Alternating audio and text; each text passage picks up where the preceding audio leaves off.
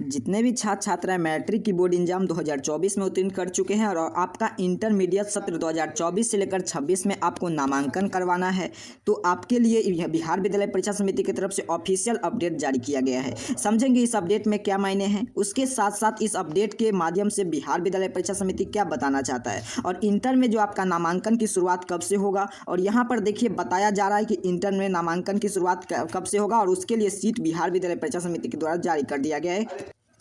देखिए बताया जा रहा है कि आपका नामांकन इंटर में नामांकन होगा किस स्कूल में, किस कॉलेज में, कितने आर्ट्स का सीट है, कितना साइंस का सीट है और कितना कॉमर्स का और एग्रीकल्चर सीट का सीट है, अर्थात कि सीट वाइज लिस्ट जारी कर दिया गया है। नामांकन शुरू होने से पहले यह प्रक्रिया प्रथम चरण में होता है कि उसके बाद बिहार विद्यालय परीक्षा समिति OFS इंटर में नामांकन की शुरुआत कर देता है। अगर आपका एडमिशन क्लास 11th में ऑनलाइन होगा, कम से कम आपको 10 कॉलेज चुनना होगा और अधिकतम आपको 20 कॉलेज आपको सिलेक्ट करना, चयन करना होगा।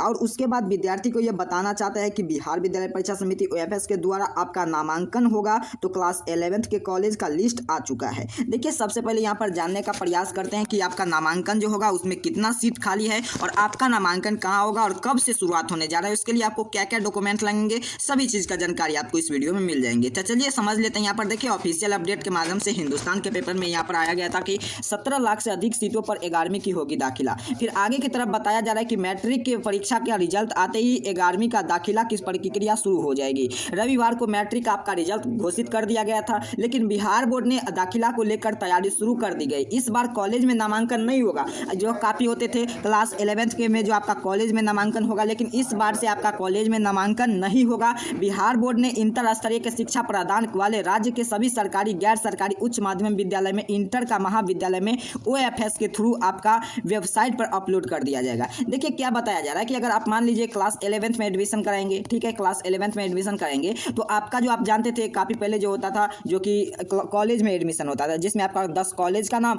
कम से कम अधिकतम आपका 20 कॉलेज का नाम सिलेक्ट करना पड़ता था। लेकिन अभी आपका फिलहाल क्या कर दिया गया है, तो जिस स्कूल में आप 10th उत्तीर्ण किए हैं, जिस स्कूल से, तो उसी कॉलेज में आपका +2 विद्यालय होंगे, चाहे आपका महाविद्यालय होंगे, तो उसी कॉलेज में भी आपको क्लास 11th का पढ़ाई करना पड़ेगा। इंटर का पढ़ाई आपको उसी कॉलेज अर्थात कि उसी स्कूल में, आप जिस स्कूल में आप क्लास 10th अगर आप पढ़े हैं, उसी स्कूल में +2 विद्यालय, महाविद्यालय में आपको क्लास 11th इंटर का आपको पढ़ाई करना पड़ेगा। यहाँ पर वो बताया जा रहा है बिहार विद्यालय परीक्षा समिति की तरफ से। आप देखिए बिहार बोर्ड ने इंटर का स्तरीय शिक्षा प्रदान करने के लिए आपका जो भी राज्य के सरकारी स्कूल में अगर आप क्लास 10th तक पढ़े होंगे, अब क्लास 11th में भी आपको सरकारी स्कूल में ही पढ़ना पड़ेगा। ये नहीं कि आप जैसे कि कॉलेज होते थे, तो वो आप इस बार से नियम इसका हटा दिया गया है। अब आपको कॉलेज नहीं जाने दिया जाएगा। आप जिस स्कूल से क्लास 10th में पास पढ़े, उसी स्कूल में आप क्लास 11th भी आपकी पढ़ाई भी कर सकते हैं। तो उच्चतम माध्यमिक विद्यालय, इंटर महाविद्यालय की सूची OFS पर वेबसाइट पर अपलोड कर दिया गया है। इससे बार आपका 9,907 शिक्षा संस्थाओं की सूची संकायवार सीटों पर स्थान जारी हो गई है।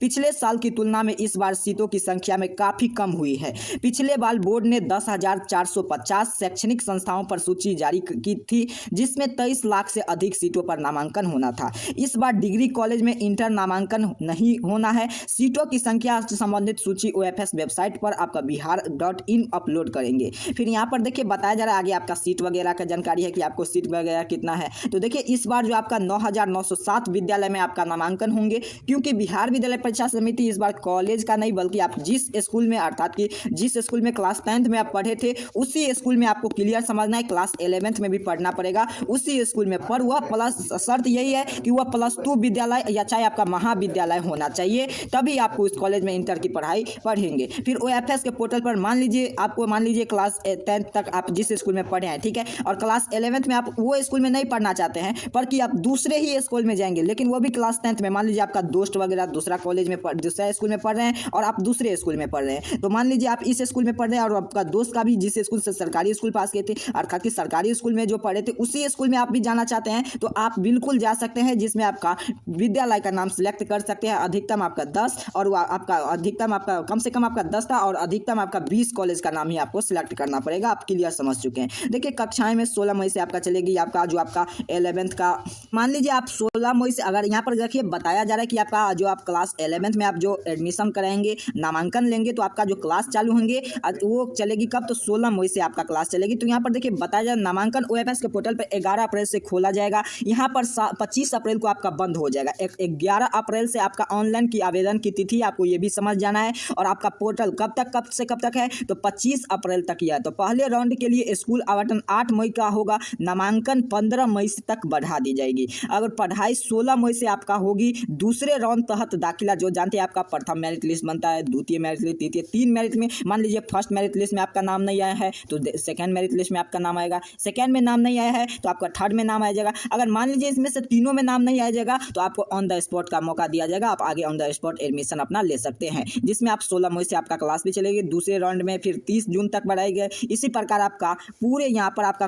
कब स्पोर्ट दाखिला के लिए 31 जुलाई तक ऐसे खत्म कर दी जाएगी। आप यहाँ पर क्लियर समझ चुके हैं, आपका स्पोर्ट एडमिशन 31 जुलाई तक खत्म हो जाएगी। आर्ट्स में कितना सीट है तो यहाँ पर देखिए बताया जा रहा है आर्ट्स में कितना सीट है। फिर आगे की तरफ देखिए बताया जाए 11वीं के नामांकन के लिए संख्यावार सीट जारी कर दिया गया है। बिहार बोर्ड ने विद्यालय परीक्षा समिति के तहत नामांकन लेकर तैयारी शुरू कर दी गई है। आपका नामांकन आपका जो होने जा रहा है वो कब से कब तक होने जा रहा है तो आपको क्लियर समझना है। आपका नामांकन अर्थात कि प्रथम मेरिट लिस्ट जो आपका एडमिशन अगर आप ऑनलाइन कराएंगे, नामांकन लेंगे तो उसे आपको 25 अप्रैल तक उसे बंद कर दिया जाएगा। अगर 11 अप्रैल से आपका ऑनलाइन एडमिशन क्लास 11 की शुरुआत हो जाएंगे, क्लास 11 का ऑनलाइन की प्रक्रिया जिसे आप 25 अप्रैल तक ये चलेंगे प्रथम मेरिट लिस्ट में, और द्वितीय मेरिट लिस्ट, 3 मेरिट लिस्ट तैयार होता है। आपको क्लियर समझना है। आप आशा है कि आप क्लियर समझ चुके होंगे कि आपका यह नामांकन कैसे होंगे, कितने प्रक्रिया। इसके लिए सीट जारी कर दिया गया है कि किस विद्यालय में कितना सीट है, आर्ट्स का हो चाहे कॉमर्स का हो चाहे आपका साइंस का हो।